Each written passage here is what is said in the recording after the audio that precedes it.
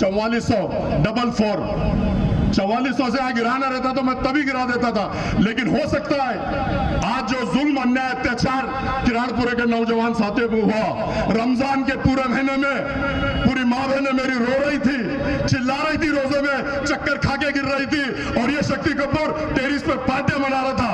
अगर फत्तर दिल भी होता था तो माँ बहनों को देख के फत्तर दिल पिघलता था। लेकिन मेरे बुजुर्गों दोस्तों, इसका पौलाद का दिल है, जरा भी नहीं हिला, जरा भी नहीं हिला शक्ति कपूर का पौलाद का दिल। मैं आपको बता दूं, वो कह रहे हैं, ये तो कभी हैदराबाद में इलेक्शन हुए, 4 मुसलमान उम्मीदवार वहां से खड़े थे।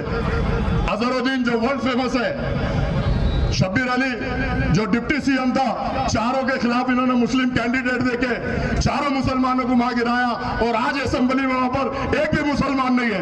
ये दोस्तों सुनने की बात है, सोचने की बात है और समझने की बात है।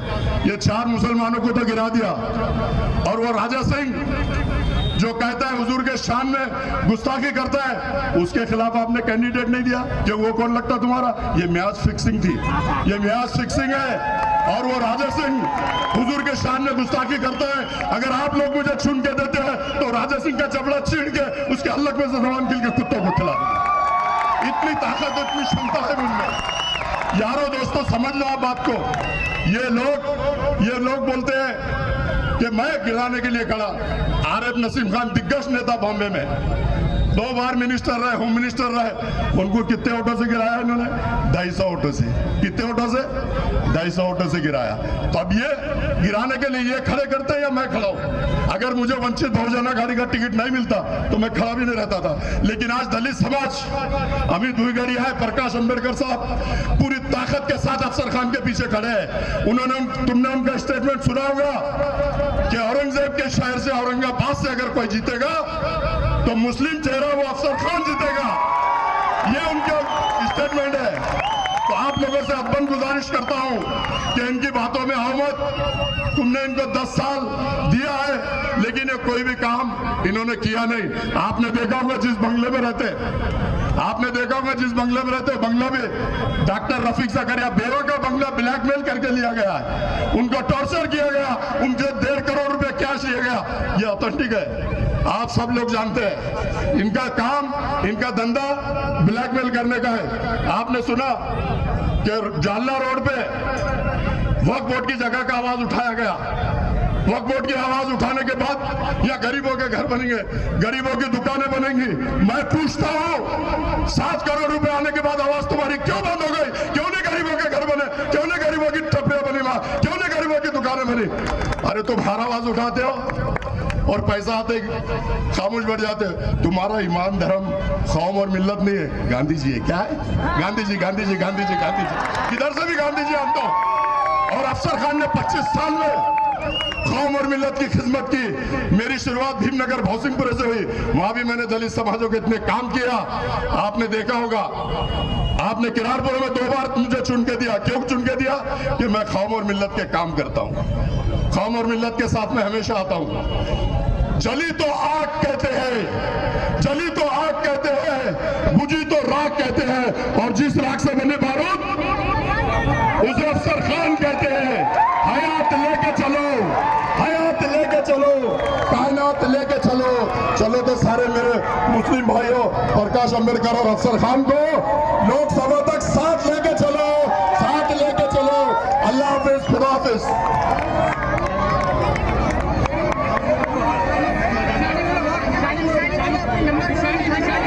मेरा भाई, मेरे निशाने गैस सिलेंडर है, बटन नंबर 4 है।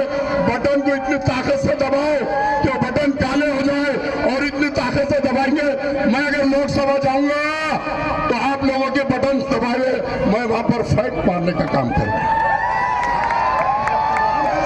और 4 तारीख को मेरे नौजवान साथी, बुजुर्गों, दोस्तों, प्रकाश अंबेडकर साहब यहाँ आ रहे हैं आम खास में। 4 तारीख को बहुत बड़ी सभा होने जा रही है। आप लोगों से गुजारिश है, विनंती है कि 4 तारीख को आम खास गिरोड में आए। अल्लाह हाफिज, खुदा हाफिज। पूरा तमाम औरंगाबाद के 125 वार्ड के अंदर से हमने वक्फ बोर्ड के अंदर 2025 फाइल सबमिट की थी कि इन गौर गरीब, यतीम या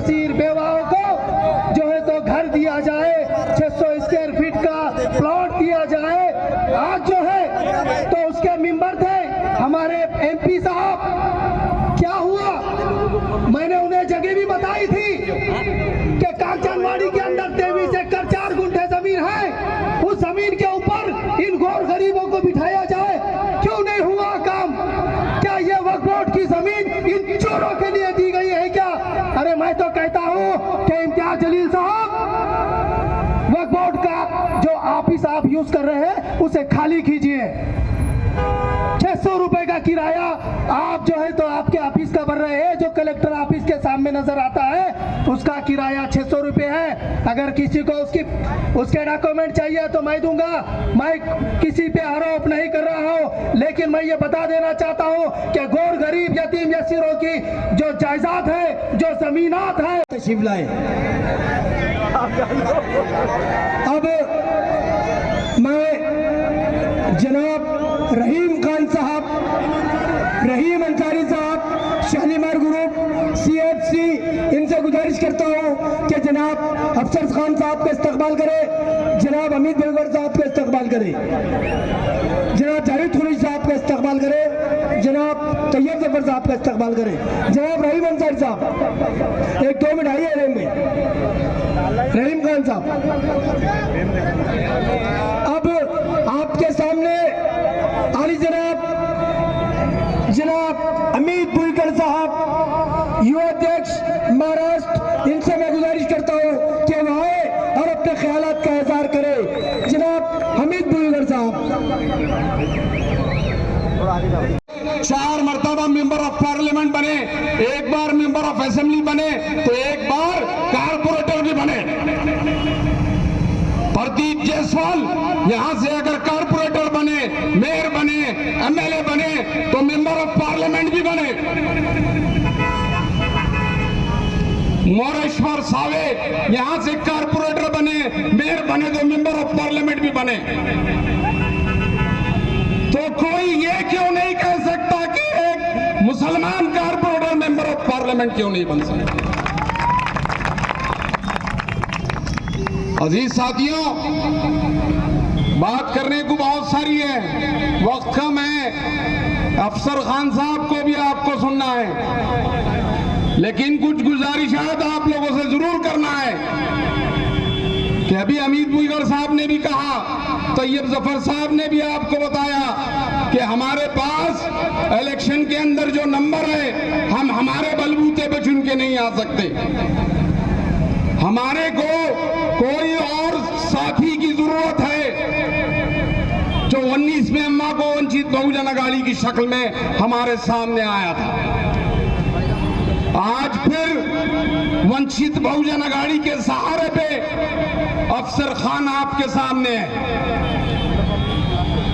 21.25 वोट मुसलमानों के इस पार्लियामेंट के हल्के के अंदर आए। SC और ST को मिला के 17% वोट हमारे पास SC और ST के हैं। अजीज साथियों, अपनी सियासी अकल को जगाओ। ये जो 37% वोट हमारे पास है, उनके बाद ये 37% वोट आपको सोचने पे मजबूर कर रहा है कि इस वक्त भी मुस्लिम क़यादत फिर से अफसर खान की शक्ल में मेंबर ऑफ पार्लियामेंट जाने वाली है। अगर कोई ये समझ रहा है कि मैंने वो बैंक के क्या तमाशे कर दिए और वो आ गए मेरे पास, और बाद में और किसी के पास जाके वो फोटोआं डाल रहे फेसबुक पे और बोल रहे ये हमारे साथ, ये हमारे साथ, ये हमारे साथ। अरे 19 में पूरी दलित कौम तुम्हारे साथ थी, पूरी दलित कौम तुम्हारे साथ थी। एक ढेले की भी जरूरत नहीं थी तुम्हारे को खर्चा करने की। ये अमित बुईकर साहब, सतीश गायकवाड़ साहब इस बात के गवाह है कि दलित समाज का एक एक वोट खाड़ कर वो 19 में पड़ा था, और फिर वही 19 में जब काम निकल गया तो उनके साथ नाता क्यों तोड़ा? किसने नाता तोड़ा? वो कौन था? वो कमजोर कौन था जिसकी सियासी अकल घास चढ़ने गई थी? कौन था वो जो ये समझ नहीं पा रहा था कि पार्लियामेंट में हमारे पास नंबर नहीं है, दिया उनको हमारे करीब करना है, हमारे दिल का छाला बनाना है जिसको, उसको आपने धोखा दिया, उसके साथ गद्दारी कर डाली और आज टुकड़े टुकड़े समेटने पे मजबूर है, टुकड़े टुकड़े समेटने पे मजबूर है। पूरी एक कौम तुम्हारे साथ में थी। मुसलमानों, अकल के नाखून लो, समझाओ उस सियासी कमजोर को कि एक कौम को क्यों तुमने जो है धोखा दिया। तुम्हारी रोटी का चक्कर जरा बड़ा हो गया था, तुम्हारी रोटी इतनी बड़ी हो गई थी कि उस पे दाल डालो, दाल डालो, इससे लो दाल डालो।